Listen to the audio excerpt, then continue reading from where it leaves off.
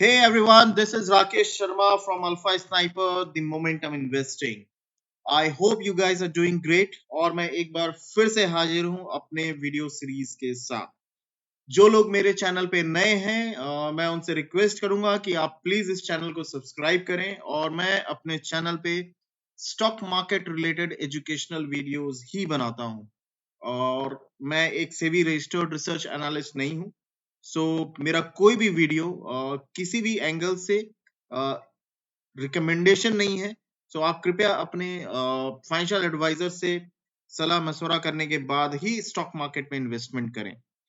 सो आज मैं फिर से दो स्टॉक्स खोज करके लाया हूं अपनी स्क्रीनिंग के बाद और ये जो दो स्टॉक्स हैं मुझे पर्सनली बहुत ही दमदार अपॉर्चुनिटी लग रही है और मुझे लगता है कि प्रोबेबली इन नियर फ्यूचर हम लोग शायद इसमें एक बहुत अच्छी तेजी देख सकते हैं या हम उसकी उम्मीद कर सकते हैं। सिमिलरली मैंने कुछ स्टॉक्स के बारे में ऑलरेडी बात की थी, जैसे मैं बात करता हूं BF utilities, RS software, rain industries and many more like this, जिन्होंने बहुत ही तगड़े रिटर्न ऑलरेडी जनरेट कर दिए हैं।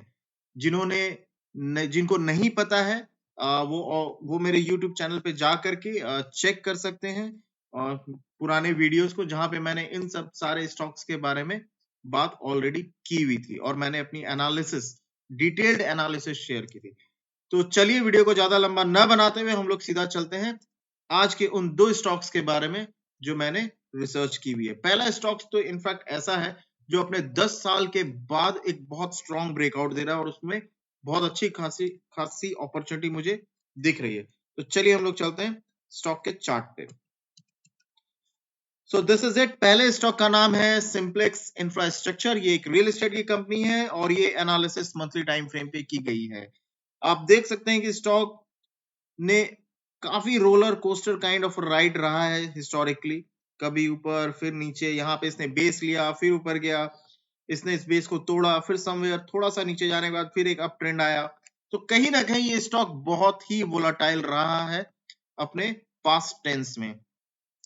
लेकिन अगर आप देखें कि ये एक सपोर्ट जोन था जो कि इसके लिए स्टॉक प्राइस नीचे जाने के बाद एक सप्लाई जोन बन गया, एक रेजिस्टेंस बन गया है। यहाँ पे भी एक रेजिस्टेंस है, यहाँ पे भी एक रेजिस्टेंस है और इस स्टॉक ने इस रेजिस्टेंस को पिछले काफी साल से नहीं तोड़ा है। लेकिन अब जो प्राइस एक्शन फॉर्म हो रही है, जो प्राइस स्ट्रक्चर इसका बन रहा है, इसने अपने पिछले 10 साल के अप्रोक्सीमेटली सप्लाई जोन को ये ब्रेक कर रहा है। यानी कहीं ना कहीं बायर्स इसमें बहुत ज्यादा एक्टिव हो रहे हैं और अभी इसकी करंट मार्केट प्राइस है 115 रुपए 80 पैसे की और जिस तरह का प्राइस फॉर्मेशन चल रहा है अभी इसमें काफी स्ट्रॉन्ग बुलिश कैंडल बन रहा है। हो सकता है कि 160 170 तक के प्राइस को भी टच कर ले और ऑब्वियसली मेरा व्यू गलत हो जाएगा जब ये प्राइस 80 रुपए के नीचे चला जाता है। तो मुझे पर्सनली एक बहुत ही अच्छी अपॉर्चुनिटी दिख रही है considering the price pattern what we see on the screen. तो ये हुई बात सिंप्लेक्स इंफ्रास्ट्रक्चर की। दूसरा स्टॉक जो मैं लेके आया हूं उसका नाम है स्टोव क्राफ्ट। ये किचन रिलेटेड प्रोडक्ट्स बनाते हैं और इसकी अगेन जो प्राइस एक्शन जो फॉर्मेशन है, मल्टी ईयर डिमांड जोन पे इसने अपना सपोर्ट लिया है और आप देखें कि ये 2021 के आसपास का प्राइस था जहां पे इसने बेस बनाया हुआ था। फिर 2023 के शुरुआत में मार्च अप्रैल के आसपास एंड देन नाउ अगेन 2024 में इसने बाय एंड लार्ज इसी लेवल से वापस से एक रिवर्सल हमें दिख रहा है। तो ये स्टॉक के लिए कहीं ना कहीं एक बहुत ही स्ट्रॉन्ग डिमांड जोन बन चुका है जहां से हमें एक रिवर्सल दिख रहा है।